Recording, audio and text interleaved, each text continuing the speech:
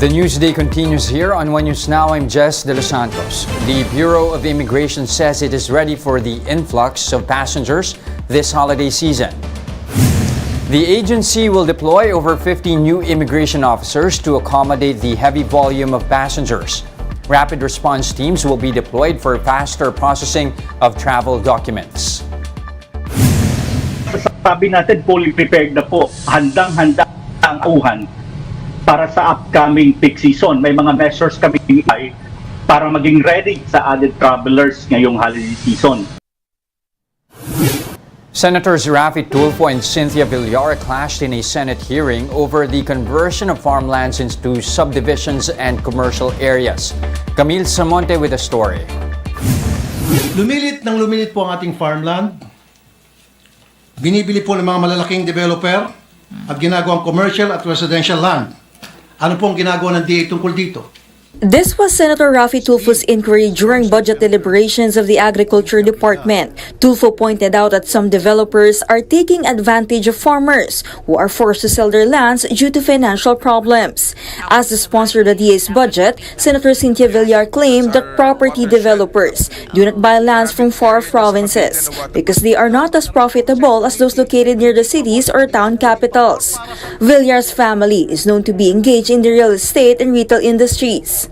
We only buy in cities and capital towns because the buyer of houses, they want also an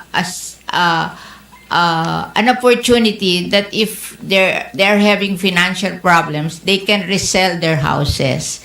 But Tulfo argued he has evidence to prove that farmlands in his hometown in Cauayan, Isabela have been converted into subdivisions. Sorry po, madam ha. Yeah. Na hindi lang po sa Cauayan, sa Isabela, kundi sa marami pong mga probinsya na marami na po mga subdivision na nagsilipa na. Where will the people live if you don't build subdivision? Marami po mga lugar na pwede pong pagtayuan ng subdivision. Huwag lang po i-take over yung mga farms. Tulfo also mentioned the rice certification law, which he claims pushes farmers to sell their lands due to tight financial conditions. But Villar, who authored the law, insisted that it was also able to help rice farmers by giving back to them the taxes collected from the measure. I have no guilt to any rice farmers. All the money that came from the rice tarification were given back to the rice farmers. In line with this, Tulfo urged Congress to approve the National Land Use Act. The bill, which is one of President Marcos' priority measures, is seen to address indiscriminate conversion of agricultural lands into commercial use, which in turn impacts food security.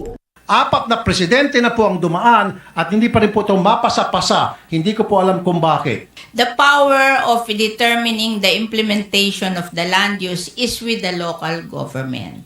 Why will you remove it from the local government and transfer it to the national government? Do you think that is better? It is better po na dapat sa national government ang humawak po nitong batas na National Land Use Act. Not everybody agrees with you. Well, not everybody Ako, agrees I with you don't as well, agree. Motion is approved. Thank you, Mr. Senate President Mig Zubiri suspended the session amid the continued heated debate. Upon the resumption, Tulfo apologized over the matter. He then ended his interpellation and said he will just deliver a privileged speech on the National Land Use Act. For News 5, Camille Samonte, we are One News. More stories after this short break. Stay with us here on One News Now.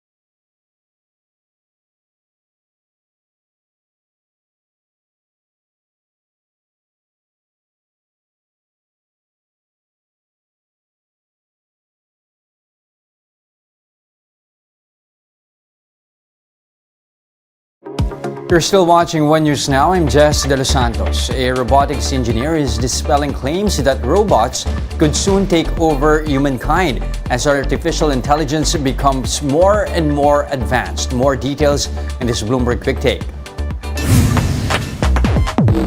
Peeking me on TikTok.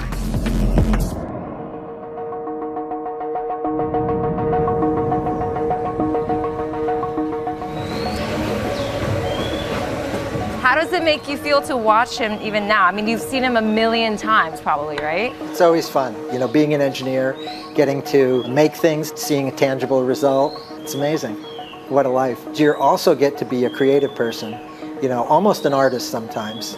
Well, so you've invented Big Dog, Atlas, and Spot too. Do you have a favorite? Do you feel like a father figure? I mean, they all feel like children. They do, okay. Do you think that humans try to humanize Spot? Most robots, including Spot, are pretty dumb. It's really interesting. If you look on the web, when they don't know the robot or haven't been around it, lots of people fear it, or at least they talk about fearing it. But once they're with it, they want to pose for selfies with it. They want to have their kids drive it or know about it. Run up the stairs, go!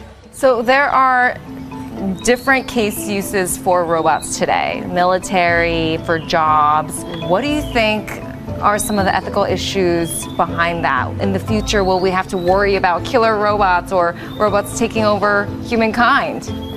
I think that worry is way overblown and really a science fiction thing.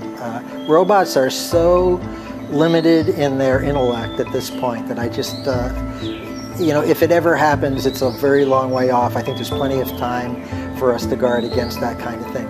Really, in my mind, it's a balance between the opportunities, which are vast, and the risks, which I think are small, but some people think are bigger. We're going to try and just assemble diverse opinions and have a debate. You've been in the robotics industry 45 years. So what was that process like, and what really inspired you to create a robot that can balance? I was always a builder, even as a kid. And then when I was in graduate school, I got a chance to, work in a robot lab.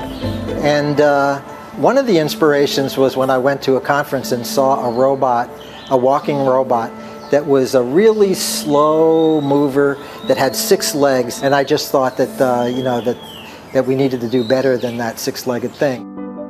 So, in the early days, we did a lot of work studying animals. We filmed horses and measured how they moved. We looked at animals like ostriches. One of the mottos at our company is build it, break it, fix it. So rather than try and work all the time where everything's working perfectly, we go at it hard, find the weak spots by breaking the robot or making it fall down or whatever it is.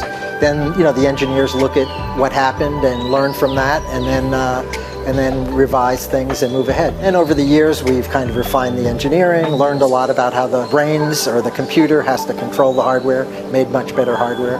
But I think it's possible, using some of the progress that's being made in artificial intelligence, to make robots that could watch someone do a task, like a manufacturing task, understand what they were seeing, figure out how to do it themselves, and then do it.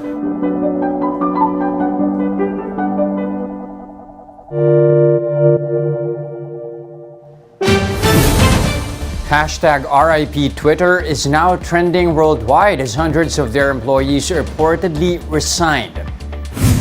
This came after Elon Musk demanded Twitter staff to choose between working for long hours or losing their jobs.